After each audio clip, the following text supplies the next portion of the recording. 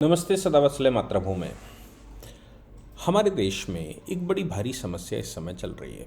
इस समय क्या चली है वो हर युग में हर समय पर चली है। और ये कहा गया है कि जो स्थायी मशीनरी है वो स्थायी मशीनरी को ड्राइवर चलाता है, लेकिन मशीन अगर करप्ट हो जाए तो ड्राइवर कितना खींच सकता है और कैसे खींच सकता है, कितना सही करेगा। सवाल यहाँ पर है कि हमारे यहाँ की मशीनरी में दो हिस्से हैं। पहला हिस्सा हम जिसको एग्जीक्यूटिव कहते हैं और दूसरा हिस्सा जो हम इसको जुडिशरी कहते हैं। मैंने कल भी एक लेक्चर के समय पर पूरा डिटेल में एक्सप्लेन किया था और बताया था कि कैसे हमारी संवेदनाएं समाप्त हो रही हैं। हाई कोर्ट ने क्या कहा। मामला है सरकारें या एक्शन कौन लेगा, इस करप्शन के खिलाफ एक्शन कौन लेगा। सवाल ये पैदा होता है कि जब समाज की संवेदनाएं खत्म हों, जब वो हिंदुत्व से हटेगा, जब हिंदू फिलॉसफी भारतीय फिलॉसफी से हटेगा, वो किसी भी जाति संप्रदाय में जन्म ले, लेकिन जब वो भारतीय मूल्यों से हटेगा तो जाहिर सी बात है वो करप्शन, लोभ मोह पहला चरण पड़ता है।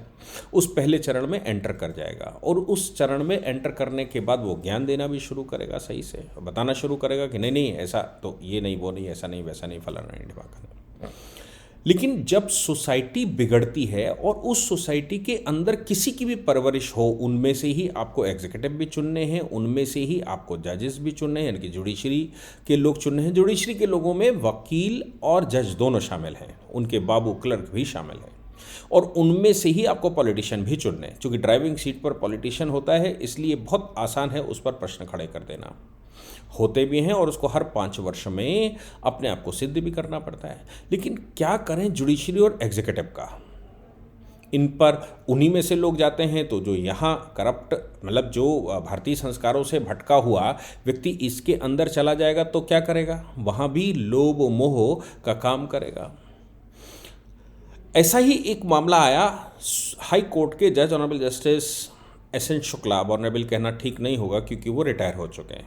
एस.एन. शुक्ला का मामला आया और एस.एन. शुक्ला को 2.5 करोड़ रुपया उनकी जो आय है, जो वो जज रहे, जज के दौरान उनकी जो आय होनी चाहिए थे उससे 2.5 करोड़ रुपया ज़्यादा उनके पास पाया गया। सीबीआई ने इन्वेस्टिगेशन किया और एफआईआर किया। उस एफआईआर में उन्होंने कहा कि भाई 2 करोड़ 45 लाख रुपया का जो संपत्ति है वो इनके पास एक्स्ट्रा है। मामला ये है कि उन्होंने किसी मेडिकल कॉलेज को बेनिफिट दिया और उसके जजमेंट को मैनिपुलेट किया। उनके साथ एक मुस्लिम जज भी शामिल थे, 2 जजों की बेंच थी। ऐसा भी आरोप लगाया गया कि एक प्रॉपर्टी उन्होंने अपनी पत्नी, जो इस समय की उनकी दूसरी पत्नी है, उनके नाम खरीदा और एक प्रॉपर्टी उन्होंने पहले पत्नी के साले के नाम खरीदा। वो 3 लाख 3.25 लाख की प्रॉपर्टी खरीदी गई थी, बाद में वो 70 लाख 30 लाख की बेची गई। फिर एक जो वो मेडिकल कॉलेज का कोई है, मतलब उसे एसोसिएटेड व्यक्ति है, उससे एक एनजीओ में पैसा ट्रांसफ़र करवाया गया। तो कुल मिलाकर ये मामला आया। अब इस मामले में इन्वेस्टिगेशन जब शुरू हुआ तो उस समय वो सिटिंग जज थे। सिटिंग जज के दौरान ही ये सब 2017 का मामला है, केंद्र में सरकार मोदी जी की आ चुकी थी। रिपोर्ट आई तो इंटरनल, हम सब जानते हैं कि जजेस के खिलाफ हम सीधी कार्रवाई नहीं कर सकते, उनकी इंटरनल एक कमेटी बैठेगी, वो कमेटी अप्रूवल देगी, प्रोसिक्यूशन सैंक्शन करेगी, तभी कुछ आगे बढ़ेगा। हालांकि उस समय ऑनरेबल जस्टिस दीपक मिश्रा बैठे हुए थे और ऑनरेबल जस्टिस दीपक मिश्रा ने अप्रूवल दे दिया। इंटरनल जांच करवाई, जो सीबीआई की रिपोर्ट आई थी उसके आधार पर इंटरनल जांच में पाया गया कि भाई इन्होंने मेडिकल कॉलेज का जो जजमेंट किया है वो उनकी उसकी वैलिडिटी ख़त्म हो रही थी, उसको वैलिड करने के लिए पैसा लिया है। अब इसके बाद सीबीआई एक्टिव हो गई, फिर ईडी भी उसमें आ गई। उसके बाद honourable justice Ranjan Gogoi chief justice बने। महाभियोग भी रिकमेंड कर दी ऑनरेबल जस्टिस मिश्रा ने। रंजन गोगोई बैठे। कुछ लोग कहते हैं कि रंजन गोगोई के टाइम पर वो महाभियोग की रिकमेंडेशन नहीं हो पाई थी क्योंकि वो जब तक ये सब इंटरनल कार्रवाई हुई तब तक हो गया। केंद्र में मोदी जी की सरकार है। मोदी जी की सरकार में सीबीआई एक्टिव है। लोग बहुत सारे प्रश्न खड़े करते हैं लेकिन फिर भी एक्टिव है। और इतनी हिम्मत कर कौन सकता है जजेस के खिलाफ अगर कोई इन्वेस्टिगेशन सही से किया जाता है तो इतनी हिम्मत मोदी जी ही कर सकते हैं।